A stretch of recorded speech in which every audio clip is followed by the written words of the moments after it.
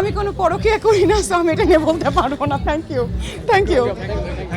আজকে অ্যাওয়ার্ড পেলাম, খুবই ভালো লাগছে। আমি গতকাল ইন্ডিয়াতে ছিলাম, আমার আম্মুর ট্রিটমেন্ট চলছে, that's why. And so India থেকে চলে আসলাম সরাসরি অ্যাওয়ার্ডে। আমার আম্মু একটু সিক, গত 7 দিন আমি ইন্ডিয়াতে ছিলাম, এই হচ্ছে ব্যাপার। সো অ্যাওয়ার্ড পেয়ে অনেক ভালো লাগছে। অনেক দিন পর আমার মিডিয়ার সামনে এসেছি।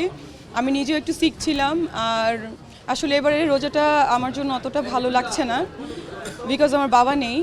আর ঈদটাও এবার আমার জন্য অতটা ভালো হবে না। আপনারা জানেন যে ফার্স্ট ঈদ বাবা ছাড়া। So actually I am getting emotional. অন্য প্রশ্ন করা এখন ভালো।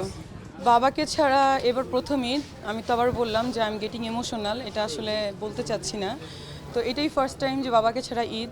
তো আমার আসলে এবার ঈদ হবে না, কিন্তু অ্যাকচুয়ালি আমি প্রতিবার ঈদে চেষ্টা করি।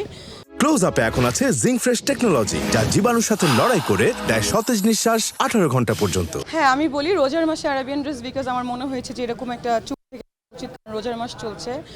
ব্যাপারে এই যে জুয়েলারিটা দেখতে পাচ্ছেন, আমি একটা নতুন দুবাইতে জুয়েলারি শপ লঞ্চিং করতে যাচ্ছি। অলরেডি সবই প্রসেসিং শেষ। সেটার নাম হচ্ছে মিষ্টি ফাইন গোল্ড জুয়েলারি। তো ওইখানেরই এটা গোল্ডের, এবং আমি এই জন্য এটাকে আজকে অ্যাডভার্টাইজমেন্ট করার জন্য চলে এসেছি। এবং এই ড্রেসটাও ইউনিকভাবে বানানো, আমার যে ফ্যাশন হাউস আছে জান্নাত এক্সপ্রেস, ওটা থেকে আমি লঞ্চিং করতে যাচ্ছি। কিরকম প্রাইস যদি একটু শেয়ার? এটা আসলে অনেক ভরি আছে, আপনারা দেখেই বুঝতে পারছেন টোটাল জুয়েলারিটা। এটা আমি জানি না, আপনারা বলেন, এগুলো বলা যাবে না এগুলি, বিকজ এটা আমার কি বলে, আমার কোম্পানি থেকে, মানে আমার মিষ্টি ফাইন গোল্ড জুয়েলারি থেকে করা হচ্ছে বলে এটা নিয়ে আমি বলেছি। ঈদের সকালটা প্রতিবারই আসলে বাবাকে সালাম করা হয়, বাবা সালামি দেয়, মা সালামি দেয়। তো এবার আসলে বাবা নেই, সো এবার ঈদটা তো বললাম আমার এত স্পেশাল হবে না। এবার যে আমি ঈদ করতে পারবো সেটাও বুঝতে পারছি না। এই বয়সে আমার বাবা মারা গেছে, আর মানে সেই ইমোশনটা আমি ভুলতে পারছি না। আমি বলি, আমার এবার একটা সিনেমা রিলিজ হওয়ার কথা ছিল, কিন্তু আনফর্চুনেটলি ওটার গান এখনো বাকি আছে। দেশের সিচুয়েশন খারাপ থাকার কারণে এবং বাংলাদেশের ভিসা অনেক দেশে বন্ধ থাকার কারণে আমরা গানটা করতে পারিনি। তো আমরা ঈদের পরে, কুরবানি ঈদে এই ছবিটা আমরা অবশ্যই রিলিজ করবো, এবং আপনাদের জন্য একটা ধামাকা আসছে, জাস্ট ওয়েট করবেন। অবশ্যই ভালো লাগে, দেশের একজন সুপারস্টার এবং আমার খুব পছন্দের একজন মানুষ। অবশ্যই তার প্রতিটা ছবিরই পোস্ট আমি দিয়ে থাকি ছোটোবেলা থেকেই।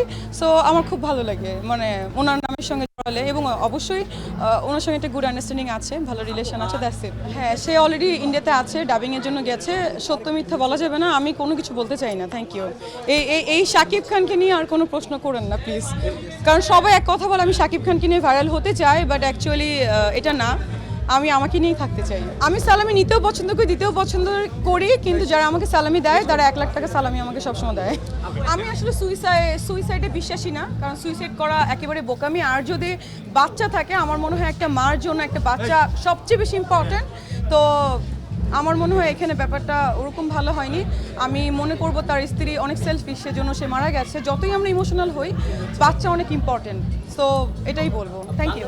আমি কোনো পরকীয়া করি না, সো আমি এটা নিয়ে বলতে পারবো না। Thank you.